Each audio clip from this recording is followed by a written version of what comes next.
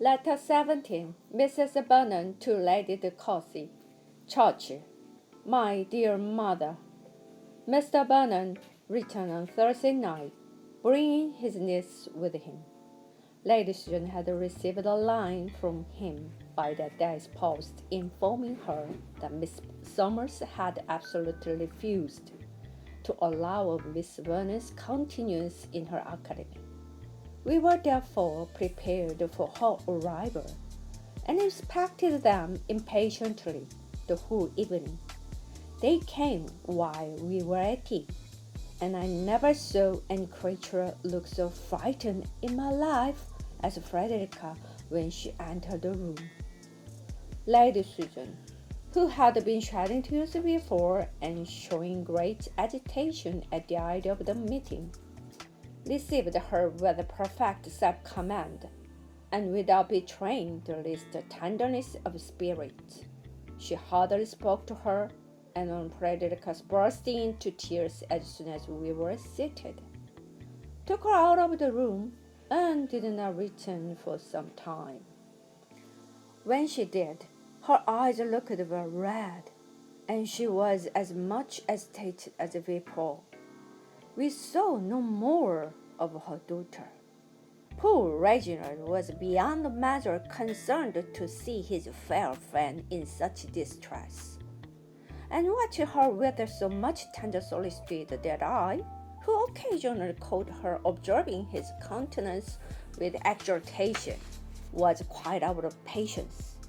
This pathetic representation lasted the whole evening, and so ostentatious and artful display has entirely convinced me that she did in fact feel nothing.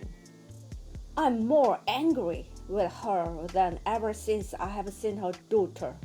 The poor girl looks so unhappy that my heart aches for her. Lady Susan is surely too severe, because Frederica does not seem to have the sort of temper to make a severity necessary. She looks perfectly timid, dejected, and penitent. She is very pretty, though not so handsome as her mother, nor other like her. Her complexion is delicate, but neither so fair nor so blooming as Lady Susan's, and she has quite a burning cast of countenance, the oval face and mild dark eyes, and there is a peculiar sweetness in her look when she speaks either to her uncle or me, for as we behave kindly to her, we have of course engaged her gratitude. Her mother has initiated that her temper is untractable, but I never saw a face less indicative of any evil disposition than hers. And from what I now see of the behavior of each to the other, the invaluable severity of Lady Susan, and the silent dejection of Frederica, I'm led to believe as heretofore that the former has no real love for her daughter, and has never done her justice or treated her affectionately. I have not yet been able to have any conversation with my niece. She is shy, and I think I can see that some pains are taken to prevent her being much with me. Nothing satisfactory transpires as to her reason for running away. Her kind-hearted uncle, you may be sure, was too fearful of distressing her to ask many questions as they traveled. I wish it had been possible for me to patch her instead of me. I think I should have discovered the truth in course of the 30-mile journey. The small pianoforte has been removed within these few days at Lady Susan's request into a dressing room, and Frederica spends great part of the day there, practicing, it is called. But I seldom hear any noise when I pass that way. What she does with herself there I do not know.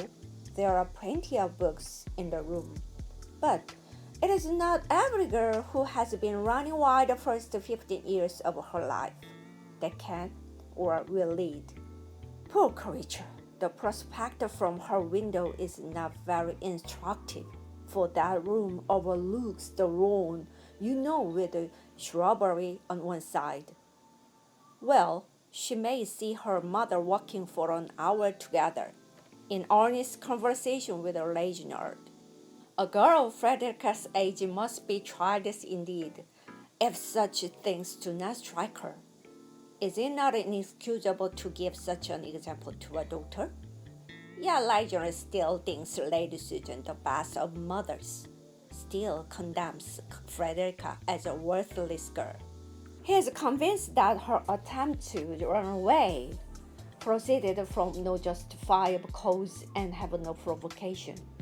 I'm sure I cannot say that it had, but while Miss Summers declares that Miss Vernon showed no sign of obstinacy or perverseness during the whole stay in Wigmore Street, till she was detected in this scheme, I cannot so rather credit what Lady Susan has made him, and want to make me believe that it was merely an impatience of restraint and the desire of escaping from the tuition of masters, which brought on the plan of an elopement.